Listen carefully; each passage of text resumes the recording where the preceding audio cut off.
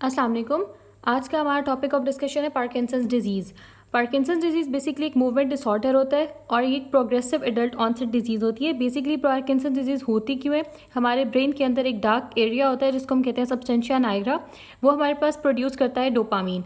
अब वो न्यूरॉन्स जो डोपामीन प्रोड्यूस करते हैं, जब उनकी डिस्ट्रक्शन हो जाएगी तो वो लीड करेगा एक movement disorder that is refer to as Parkinson's disease.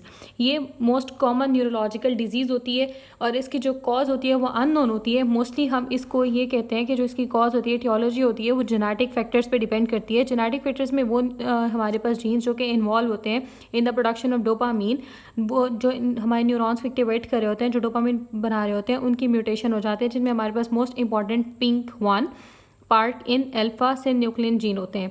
जब इन जीन से हमारे पास म्यूटेशन होती है तो हमारे पास मूवमेंट डिसऑर्डर होता है, डोपामीन की प्रोडक्शन नहीं होती। जब डोपामीन की प्रोडक्शन नहीं होगी तो हमारी मूवमेंट्स जो है वो इम्पेयर हो जाएंगी, that will lead to Parkinson's disease. Sometimes ऐसे होता है कि जो पार्किंसंस डिजीज़ है वो जेनेटिक फैक्टर्स के अलावा हमारे कोई एनी काइंड ऑफ मेडिकेशन की इंटॉक्सिकेशन की वजह से हो जाएगी, जिसमें हमारे पास MPTP होता है जो कि एक रिक्रिएशनल ड्रग होती है और ये एक सिंथेटिक ओपियोइड होती है। जो रिस्क फैक्टर्स होते हैं फॉर पार्किंसंस डिजीज़, उनमें हमारे पास ये होता है कि अगर एक वो पर्सन जिसका रैपिड एक्सपोयर है, प्रोग्रेसिव एक्सपोयर है या बहुत ज़्यादा लंबे टाइम के लिए पेस्टिसाइड एक्सपोयर है, उस पेशेंट के अंदर पार्किंसंस डिजीज़ होने के चांसेस ज़्यादा हैं। एक वो पेशेंट जिसके अंदर जेनेटिक वेरिएशन है LRRK2 जीन के लिए, उसके अंदर भी हमारे पास जो है पार्किंसन डिजीज़ होने के चांसेस बहुत ज़्यादा हैं। अब जब हम बात करते हैं कि पार्किंसन डिजीज़ की इटियोलॉजी बेसिकली क्या है, पैथोजेनेसिस इसकी क्या है, तो ब्रेन के अंदर हमारे पास एक डार्क एरिया होता है जिसको हम कहते हैं सब्सटेंशिया नाइग्रा। सब्सटेंशिया नाइग्रा जो है वो हमारे पास प्रोड्यूस करता है डोपामीन। ऐसे न्यूरॉन्स प्रोड्यूस करता है जो कि रिजल्ट करते हैं in the production of dopamine. जब हमारा ये सब्सटेंशिया नाइग्रा की डेथ हो जाएगी तो हमारे पास वो न्यूरॉन्स जो डोपामीन बना रहे हैं वो नहीं बनेंगे, that will lead to the movement disorder. अब सब्सटेंशिया नाइग्रा जो बेसिकली वो स्टैंड करता है like black pigmented area. Substantia stands for substance and nigra means black. It is darker than other brain areas, so it is referred to as substantia nigra. अब हम देख लेते हैं, जब हम substantia nigra की बात करें बेसिकली वो कहाँ लोकेटेड है।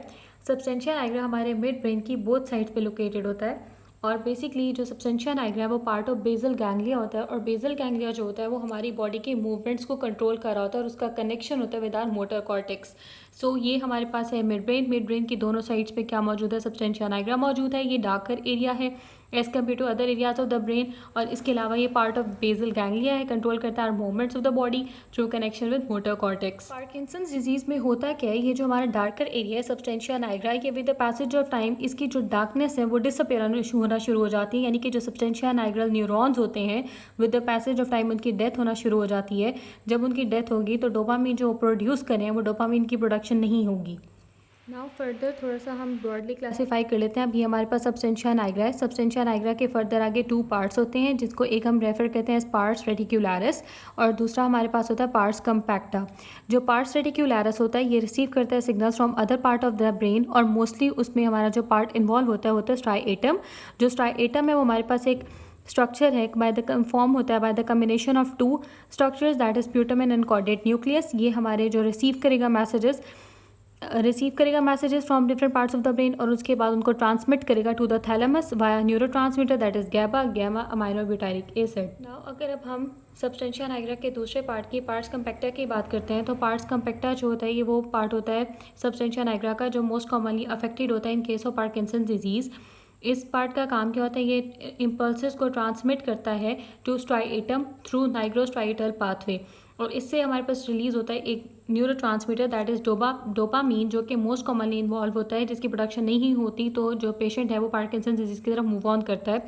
डोपामीन जो है वो हमारे सेरिब्रल कॉर्टेक्स से लिंक्ड को जाके एक्टिवेट करता है। सेरिब्रल कॉर्टेक्स को जब एक्टिवेट करता है तो हमारी बॉडी की जो डिफरेंट मूवमेंट्स हैं वो स्टार्ट हो जाती हैं।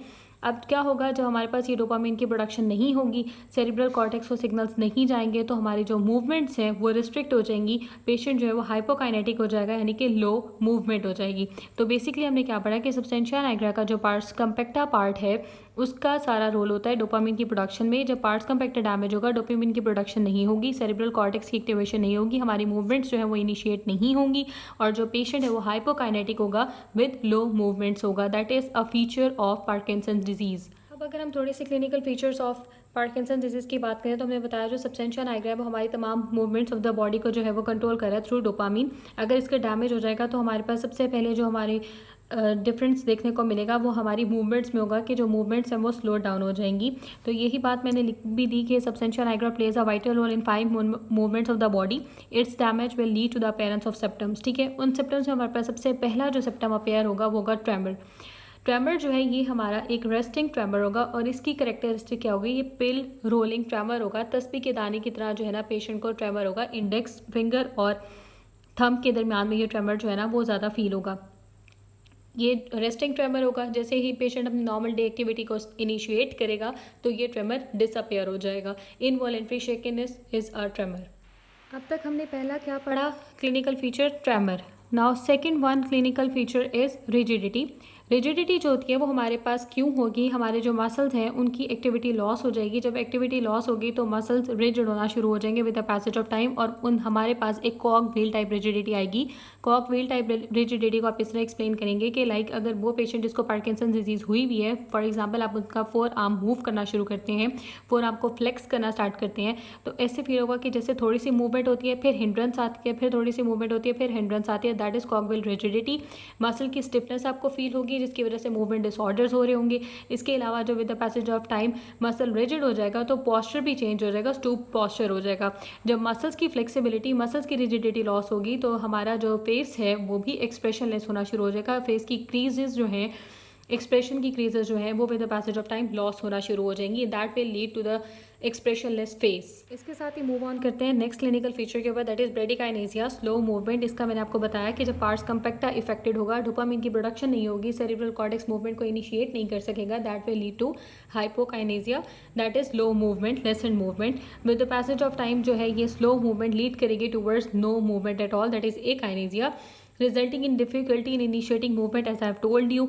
और पेशेंट को फील कैसे होगा कि जैसे उसकी लेग्स जो है ना वो फ्रीज हो गई हैं और वो जो स्टेप उठाने के लिए पेशेंट को बहुत ज़्यादा वर्क परफॉर्म करना पड़ता है और इसकी वजह से जो पेशेंट की गेट है वो भी चेंज हो जाएगी और शफलिंग गेट हो जाएगी। नाउ मूविंग ऑन टूवर्ड्स, अब जो हमने बताया कि मसल्स की रिजिडिटी हो रही है, मसल सारे के सारे इन्वॉल्व हो रहे हैं, तो that will lead to the postural instability. जो पेशेंट है वो अपना बैलेंस कंट्रोल नहीं कर सकेगा। जब पेशेंट अपना बैलेंस कंट्रोल नहीं कर सकेगा तो डिफरेंट काइंड्स की फॉल्स होंगी और पेशेंट को डिसएबिलिटी जो है ना वो देखने को मिलेंगी। अब तक हमने क्या पढ़ लिया, हमने सबसे पहला जो अपना पढ़ा feature, clinical feature Parkinson disease के लिए ट्रेमर्स पढ़ा, दूसरा हमने रिजिडिटी पढ़ा, तीसरा हमने एकाइनेसिया, नो मूवमेंट, और फिर हमने पढ़ लिया postural instability trap. This is basically a mnemonic for Parkinson disease symptom trap. अब हम यहाँ पे ये बता देते हैं, जब हमने बताया कि पार्किंसन डिजीज़ में ट्रेमर्स हो रहे हैं तो हम उन ट्रेमर्स को बाकी जो हमारी ब्रेन की डिजीज़ेस हैं, डिसऑर्डर्स हैं, उनसे कैसे डिफ्रेंशिएट करते हैं। पहली बात हमने ये बताई कि जो पार्किंसन डिजीज़ में होने वाले ट्रेमर्स हैं वो रेस्टिंग ट्रेमर्स हैं। जब पेशेंट अपनी नॉर्मल डे एक्टिविटीज़ को रेगुलरली परफॉर्म करने लग जाएगा तो वो ट्रेमर्स डिसअपियर हो जाएंगे। ये एक मेन फीचर है जो पार्किंसन डिजीज़ के ट्रेमर्स को डिफ्रेंशिएट करती है फ्रॉम सेरिबेलर डिजीज़ ट्रेमर्स। उनमें हमारे पास इनवॉलेंट्री एक्शन ट्रेमर्स होते हैं, यानी कि अगर पेशेंट अपना नॉर्मल डे एक्टिविटी परफॉर्म करने लगा है तो ट्रेमर्स जो है वो जनरेट हो जाते हैं और tremor with the passage of movement, with movement जो है वो इंक्रीज़ करना शुरू कर देते हैं। जबकि पार्किंसन डिजीज़ के ट्रेमर्स रेस्टिंग ट्रेमर्स होते हैं। जब पेशेंट अपनी नॉर्मल एक्टिविटीज़ को परफॉर्म करने लग जाएगा ट्रेमर्स डिसअपियर हो जाएंगे। फर्दर क्लिनिकल फीचर्स को थोड़ा सा ब्रॉडली एक्सप्लेन करते हुए हम ये बताएंगे कि मोटर फंक्शन के साथ साथ अगर हमारे non motor functions of the body भी इफेक्ट होते हैं, non motor functions of the brain भी इफेक्ट होते हैं, तो हमारे पास कौन कौन से सिचुएशन होंगी। पेशेंट डिप्रेशन की तरफ मूव ऑन करेगा, डिमेंशिया की तरफ मूव ऑन करेगा, स्लीप डिस्टर्बेंसेस आएंगी, डिफिकल्टी इन स्मेलिंग आएंगी। अब ये हो क्यों रहा है, क्योंकि हमारे पास डिसफंक्शन हो रहे हैं other parts of the brain के अंदर due to dopamine deficiency. Like अगर हमारे पास प्री फ्रंटल कॉर्टेक्स के अंदर डोपामिन की डेफिशिएंसी हो जाती है, डोपामिन की डेफिशिएंसी की वजह से प्री फ्रंटल कॉर्टेक्स जो हमारी नॉन मोटर एक्टिविटीज़ को कंट्रोल कर रहा है, that will lead to all this symptoms. अगर हमारे पास डिसफंक्शन हो जाता है अदर न्यूरोट्रांसमीटर्स का लाइक एसिटाइलकोलिन, तो उसकी वजह से भी हमारे पास जो पेशेंट है वो डिप्रेशन, डिमेंशिया, स्लीप डिस्टर्बेंस और डिफिकल्टी इन स्पेलिंग की तरफ मूव ऑन करेगा। So up till now we have discussed the pathogenesis along with clinical features of Parkinson's disease. For management and investigation, have a look on my second video.